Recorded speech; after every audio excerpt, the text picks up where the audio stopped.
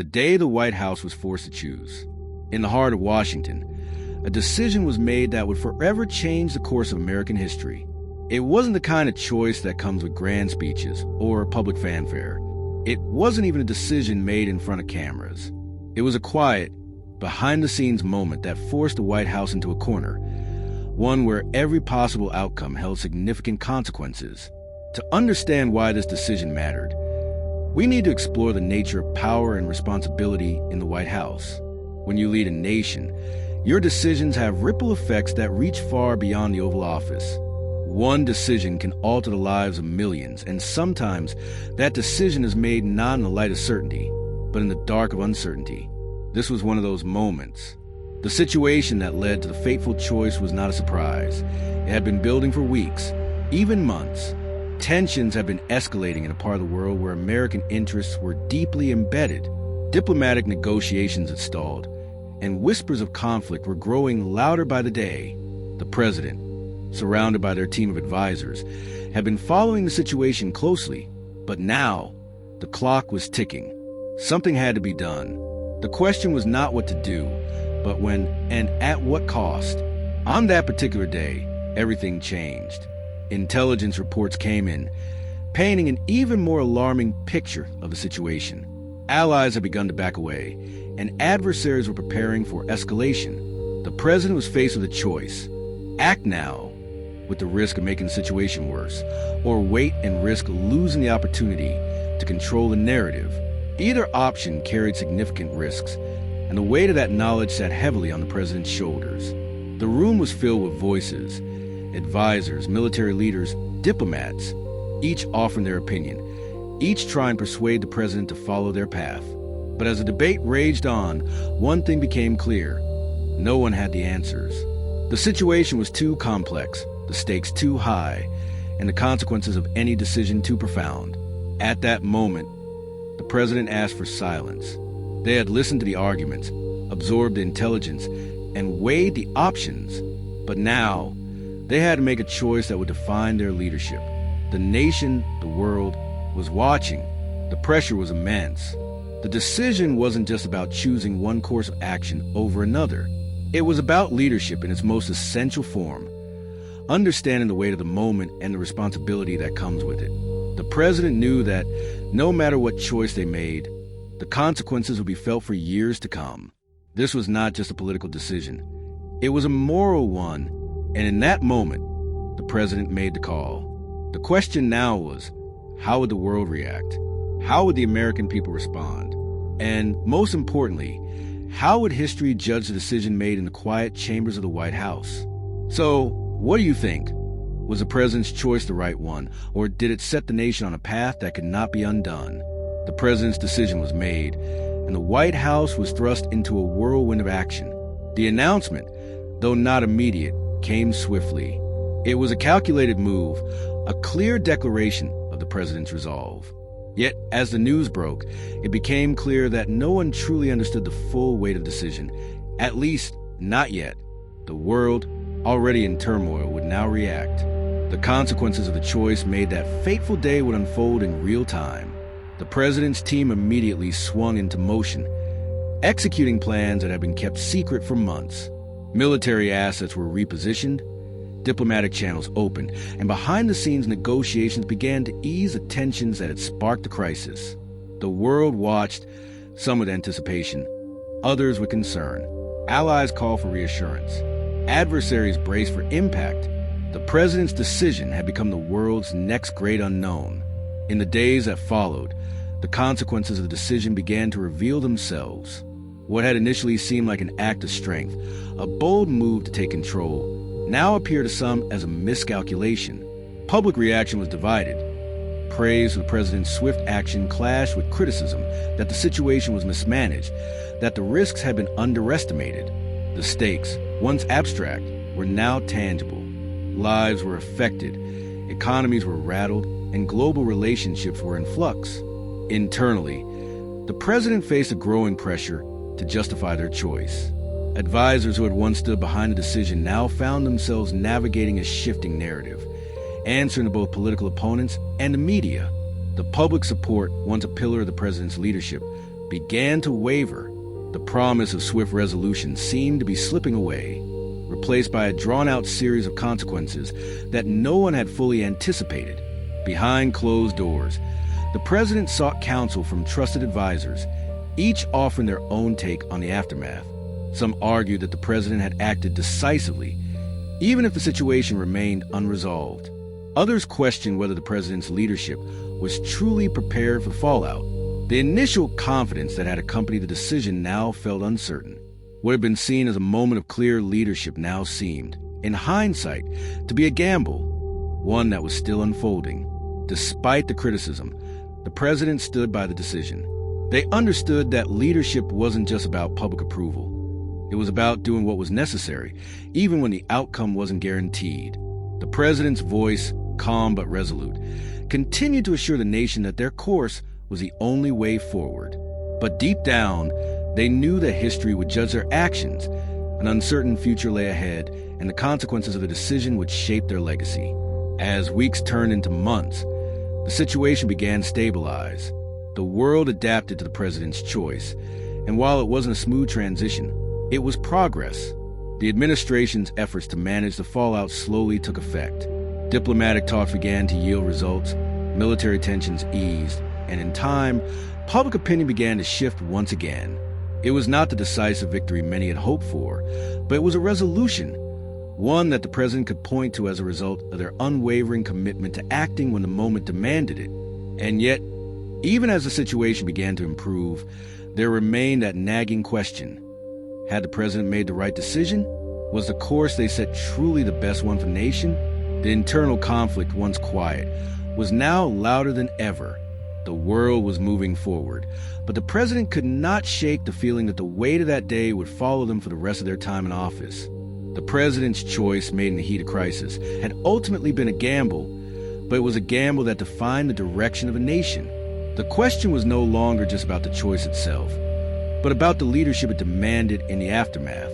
As the nation slowly returned to normal, one thing became clear. Leadership is not just about making the right decisions in the moment, but about having the courage to move forward when everything is uncertain. So, what do you think?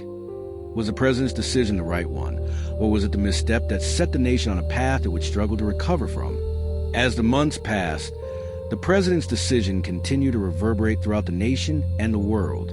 What had once been a moment of uncertainty, of quick and heavy choices, was now the defining event of the administration. History, as it often does, began to assess the decision, not in the heat of the moment, but in the context of time. The world had moved on, in some ways. Diplomatic relations were reestablished. The military presence had stabilized, and the immediate consequences of the decision seemed to have softened. But beneath the surface, the tension remained. Public opinion fluctuated, with some supporting the president's decisive action, and others continuing to question the long-term consequences. It became clear that the decision had not only shaped global policy, but had also altered the domestic political landscape. At home, the president's leadership was tested not by the immediate aftermath, but by the way they handled the ongoing ramifications. Opposition parties, eager to capitalize on the perceived missteps, began to gain ground. Every step the president took was scrutinized, and the political opponents sought to frame the narrative that the administration's confidence had been misplaced. The president, who had once exuded unwavering certainty in the face of crisis, now found themselves navigating a political minefield. They met with their senior advisors, carefully examining the situation and recalibrating their approach to both domestic and foreign policy. One of the toughest lessons learned was the importance of long-term strategy over short-term actions, the need to balance decisive action with foresight and preparation. However, the most difficult part for the president was accepting that even the most well-intentioned decisions could lead to unforeseen consequences. The initial support from their base had dwindled, and the doubts voiced by the media and political rivals began to take hold. The president had been a figure of hope and change, someone who had promised clarity and stability. But now the air was thick with uncertainty. The public was asking, had they overpromised? Had they miscalculated? Was this leadership, or simply a series of missteps disguised as swift decision-making? But even in the face of this criticism, the president remained firm in their resolve. They had learned the hard way that leadership was not about avoiding mistakes, but about acknowledging them, owning up to them, and moving forward. In their speeches, they continued to emphasize the need for unity and patience, urging the nation to understand that while the road had not been smooth, progress was still being made. Behind the scenes, the president's team worked tirelessly to stabilize the situation. New policies were introduced, addressing concerns that had surfaced in the aftermath of the decision. Efforts were made to repair relationships with key allies, and the president himself continued to engage in both domestic and international dialogue, seeking to restore faith in the administration's ability to lead. And while the road to recovery was long, the president slowly began to see glimmers of change. The opposition that had once been unified in their criticism began to splinter as the realities of governance set in. The president's base, though shaken, began to rally once more, not because of what had been promised, but because of the resilience shown in the face of failure. In time, people began to understand that leadership is often about how one recovers from mistakes, not just how one avoids them. But the most important shift came when the president looked at the larger picture. They had been forced into a decision by circumstance, but the true measure of their leadership was not in the choice they made, but in how they adapted and learned from the aftermath. They had been tested by a crisis, and while the nation was still uncertain, the president had proven that they could face the consequences and still move forward. In the end, the decision that had once seemed like a political gamble became a turning point, not for the failure it had initially appeared to be, but for the strength it revealed in the administration's resolve to move forward, adapt, and rebuild. So, what do you think? Did the president's leadership ultimately rise to the challenge, or were the lasting effects of their decision too great to overcome? As time moved on, the repercussions of the president's decision continued to echo through the halls of the White House, yet the country began to heal. The initial shock had given way to reflection, and the president's leadership, once questioned, slowly began to gain clarity. The decisions made in the wake of the crisis were proving to be pivotal not because they were perfect, but because they demonstrated a willingness to learn and evolve, traits that truly define leadership. In the final stretch of their term, the president focused on bringing the nation together. They knew that their legacy would not be shaped by a single decision, but by their ability to navigate the complexities of leadership with integrity and consistency. The crisis had tested their resolve, but it had also opened the door for meaningful change. The decision to reveal the secret, though costly, had set the tone for an era of greater transparency in governance. And it was that commitment to transparency, despite the heavy toll it took, that slowly began to rebuild public trust. The public's reaction, though still divided, started to shift. Those who had initially criticized the president for their hasty decisions now saw the long-term strategy that was slowly taking shape. The president had taken responsibility for their actions, something that resonated with a public hungry for accountability. Though the road ahead was still filled with challenges, the president's ability to own their mistakes and continue pushing forward set a new standard for leadership. Politically, the opposition began to lose steam. Their criticisms, once sharp and unrelenting, now seemed less relevant in the face of tangible progress. The president's opponents were left struggling to define a new narrative as the nation began to move past the events of the crisis. The president's resilience, though not without its cost, had solidified their place in history as a leader who faced the most difficult of challenges head-on. In the international arena, relationships that had once been strained slowly began to stabilize. Allies, watching the president handling the crisis, came to appreciate the transparency that had characterized the decision-making process. The world recognized that while the United States had faltered, it had not broken. The president's administration had proven that, even in the face of failure, there was strength in coming together to rebuild.